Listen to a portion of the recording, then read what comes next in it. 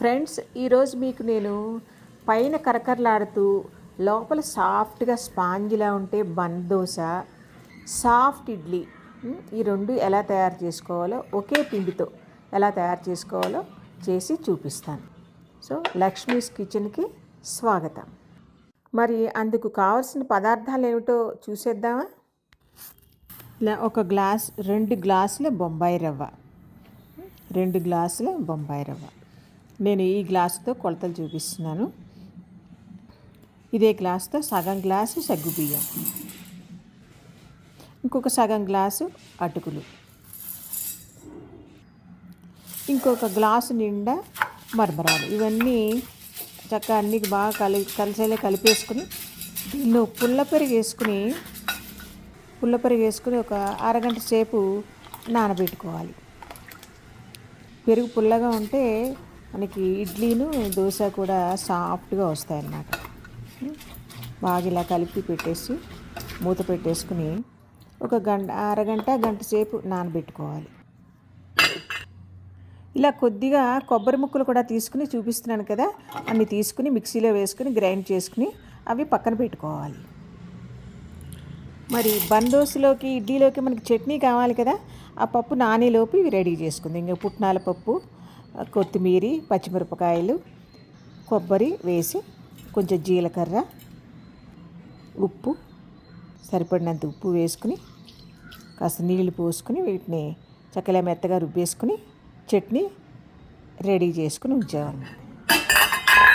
ఇప్పుడు ఇందాక నానబెట్టుకున్నవన్నీ ఎలా ఉన్నాయో చూద్దాం. ఇది పుల్ల పెరుగులో వేసి నానబెట్టాం కదా, చక్కగా నానిపోయాయి. ఒక గంటలో చక్కగా నానిపోయాయి. కాస్త ఇంకా సగ్గుబియ్యం కొంచెం ఉంటాయి కానీ అది మిక్సీలో వేసేస్తాం వీటిని. అవి కూడా మెత్తగా రుబ్బేస్తాం కనుక తొందరగా దానిలో కలిసిపోతుంది. ఇవి మంచిగా నానేయి కదా, వీటిని ఇప్పుడు మిక్సీలో వేసుకుని తగినంత ఉప్పు చేర్చుకుని రుబ్బుకోవాలి. మరీ మెత్తగా అక్కర్లేదు, కొంచెం పలుకున్నా కూడా పర్వాలేదు. పలుకుంటే ఏంటంటే దోశ వాటికి కరకరలాడడానికి, గుల్లగా ఉండడానికి మనకి సహాయపడుతుంది అన్నమాట. ఇలా మిక్సీలోకి తీసుకుని నేను తీసుకునేది 2 సార్లు కొంచెం నీళ్లు చేర్చి కొద్దిగా మరీ పలచగా అయిపోయి చూసుకోవాలి. నీళ్ళు పోసేటప్పుడు తగినంత ఉప్పు వేసుకుని రుబ్బేసుకోవాలి మిక్సీలో. తర్వాత స్టవ్ మీద ఇలా బాణలు పెట్టి ఆ రుబ్బుకున్న పిండిని పక్కన పెట్టి ఇలా స్టవ్ మీద బాణలు పెట్టి కొంచెం జీలకర్ర, ఆవాలు, కరివేపాకు, కొంచెం ఒక హాఫ్ గ్లాస్ బొంబాయి రవ్వ వేసి ఇందాక మనం ఫస్ట్ గ్రైండ్ చేసి పెట్టుకున్నాం కదా కొబ్బరి, కొద్దిగా అది కూడా చేర్చి ఇవన్నీ కూడా పొడిలాడేదాకా వేయించాలన్నమాట. ఇది ఎందుకంటే దోశలో ఒక కమ్మదనం, ఇడ్లీలో కమ్మదనం, ఈ రవ్వ కూడా మళ్ళీ వేయించి వేసినాం కనుక కొంచెం గుల్లగా రావడానికి ఒక రకమైన స్పెషల్ టెక్స్చర్ వస్తుందని నేను అనుకున్నా. అందుకని మళ్ళీ వేసి మళ్ళీ కొంచెం బొంబాయి రవ్వ, కొబ్బరి అన్నీ వేసి వేయిస్తున్నాను. ఇలా వేయించుకున్న దాన్ని పొడిలాడిలా వేయించాలి. చూసారా, అంత కొబ్బరిలో తేమ అంతా పోవాలన్నమాట. పొడిలాడిలా ఇలా వేగిన తర్వాత దీన్ని మనం రుబ్బి పెట్టుకున్న పిండిలో కలిపేసి మళ్ళీ ఒక పావుగంట నానబెట్టుకుంచుకోవాలి. ఒక పావుగంట మూత పెట్టి అలా వదిలేయాలి. పావుగంట మూత పెట్టి అలా వదిలేస్తే అన్నీ చక్కగా కలిసి నానతాయి.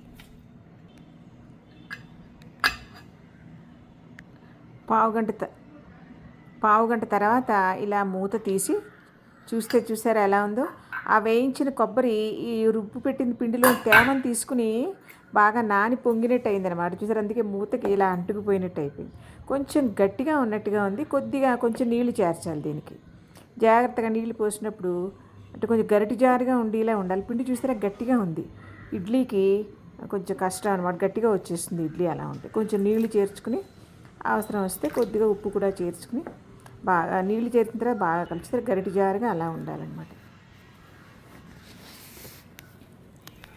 ఇప్పుడు ఇడ్లీ స్టాండ్ తీసుకుని దానికి కాస్త నెయ్యి రాసి, మనం ఇడ్లీ దానికి అంటుకోకుండా నెయ్యి రాస్తూ ఉంటాం కదా, అలా నెయ్యి రాసుకుని 4 ఇడ్లీలు వేసాను. ఇడ్లీ స్టాండ్ని కుక్కర్లో పెట్టినప్పుడు నీళ్లు మరుగుతుండగా పెడితే ఇడ్లీ చక్కగా గుల్లగా పొంగినట్టుగా వస్తుందిట. అలా ఎవరో ఒక వంటల ప్రోగ్రాంలో చెప్పగా విన్నానమాట. అందుకే చూసారా, నీళ్లు మరుగుతుండగా దీనిలో ఇడ్లీ రేకు పెడుతున్నాను. పెట్టుకుని మన సామాన్ తెలుసు కదా, ఇడ్లీ పావు గంట ఉడకనిచ్చుకోవాలి.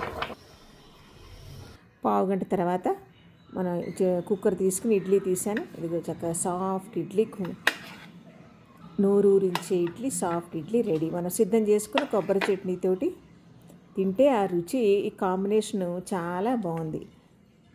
ఈ సాఫ్ట్నెస్ వేరు. దీనిలో మనం ఇవన్నీ వేసాం కదా, సగ్గుబియ్యం, అటుకులు, మరమరాలు ఇవన్నీ వేసాం కదా, అందుకని దీంతో వచ్చే సాఫ్ట్నెస్ వేరు. ఇంకా ఫోకస్ కుదరలేదని కొంచెం ఎక్కువసేపు చూపిస్తున్నాను. చాలా సాఫ్ట్గా వచ్చిందండి ఇడ్లీ. చల్లారే కూడా ఆ సాఫ్ట్నెస్ పోదనమాట. ఆ కమ్మదనం కూడా వేరు. మనం ఎప్పుడు మామూలుగా వేసుకునే కాంబినేషన్ ఇడ్లీకి ఈ ఇడ్లీ రుచి కూడా వేరుంది. టెక్స్చర్, రుచి కూడా రెండు వేరుగా ఉన్నాయి కాబట్టి మరి మీరు కూడా చేసి చూసి మీకు ఎలా వచ్చిందో, నచ్చిందో లేదో నాకు చెప్పండి మరి కామెంట్స్లో. ఇప్పుడు ఇదే పిండితో బందోస వేసి చూద్దాం. దానికి నేను ఏం చేస్తున్నానంటే ఒక ఇంచుమించుగా స్పూన్లు ఈనో వేసి కలిపాను అనమాట. మరి ఇడ్లీకి వేసుకున్నా కూడా పర్వాలేదు, ఇడ్లీ కూడా ఇంకా పొంగుతుంది. ఇలా స్టవ్ మీద ఒక బాణలు పెట్టుకుని నూనె వేసి అది వేడెక్కిన తర్వాత చూసారా, చిన్న చిటికి వేసి వేసి చూపిస్తే ఎంతలా పొంగిందో. ఇది కొంచెం కొద్దిగా మూకుడు పెద్దగా ఉంది, దీని చిన్న మూకుడు అయితే బాగుంటుంది. చూద్దాం ఎలా ఇక్కడ ఆల్రెడీ పొంగింది. చుట్టూ నూనె వేసుకుని మూత పెట్టుకుని ఉంచుకోవాలి ఒక 5 నిమిషాలు. 5 నిమిషాల తర్వాత ఇక్కడ దోశ బాగా చక్కగా పొంగింది. తిరిగేస్తే ఇలా వేగింది. ఇలాగ మీరు చూసారా ఎంత పొంగింది కదా దోశ, పొంగింది కదా దోశ మంచిగా. దీని తర్వాత నేను కొంచెం చిన్న మూకుడు పెట్టి వేస్తాను నెక్స్ట్ దోశ. ఇది చిన్న మూకుడు, ఇది ఎప్పుడో మా అమ్మ ఇచ్చిందండి, ఇప్పుడు నాకు పెళ్ళైన కొత్తలో. అంటే దీని సర్వీస్ 40 ఏళ్ళ పైనే అనమాట. ఇది చిన్న మూకుడు కదా, నేను చిన్న మూకుడు రొట్టెలు వేసుకోవాలంటే దీనిలో వేసుకుంటాను. దీనిలో బాగా చక్కగా పొంగుతుంది. ఇలా మూత పెట్టుకుని ఒక 5 నిమిషాల తర్వాత మూత తీసి, ఇప్పుడు మూత తీసి చూస్తుంటాము. చూస్తారా చక్కగా పొంగింది. దీన్ని మళ్ళీ తిరగేసి మళ్ళీ కొంచెం నూనె వేసి కాల్చుకుంటే చిన్నదానిలో చక్కగా పొంగడం బాగా పొంగుతుంది అనమాట. చూసారా, అది దళసరిగా వచ్చిందంటే సైజు పెరిగింది. ఇది లోపల 2 పక్కల చక్కగా కరకరలాడేలా కాలి, మధ్యలో మాత్రం చక్కగా సాఫ్ట్గా ఉంటుంది అనమాట. మధ్యలో గట్టిగా కాకుండా సాఫ్ట్గా ఉంటుంది. అది దీని స్పెషాలిటీ. మనం దీనికి సిద్ధం చేసి పెట్టుకున్న మనం సిద్ధం చేసుకున్న కొబ్బరి చట్నీ వేసుకుని మరి చూస్తే నూరు చూసారు ఎలా స్పాంజిలో ఎలా ఉందో. ఆమె పైన అంతా స్పాంజిలో ఉంటే మళ్ళీ మనకి బోర్ కొడుతుంది. కొంత కరకరలాడుతూ ఉండాలి, కొంత ఏమో స్పాంజిలా ఉండాలి. ఆ కాంబినేషనే మనకి బాగా నచ్చుతుంది. చూసారా, అది అలా చట్నీతో తీసుకోగానే మరి నూరూరుతున్నట్టు అనిపిస్తుంది కదా. మరి మీకు కూడా అనిపిస్తుందా? చూడండి, అదిగో ఎలా ఎంత ఖాళీలు వచ్చాయో చూడండి. అలా ఆ ఖాళీల వల్లే ఆ స్పాంజ్ టెక్స్చర్ వస్తుంది అనమాట. చాలా సాఫ్ట్గా అనిపిస్తుంది. పైకి పక్కన మాత్రం చిగుళ్ళు మాత్రం కరకరలాడుతూ చూసారా. మరి నోరు ఊరుతున్నట్టు నాకైతే చాలా నోరు ఊరుతుంది.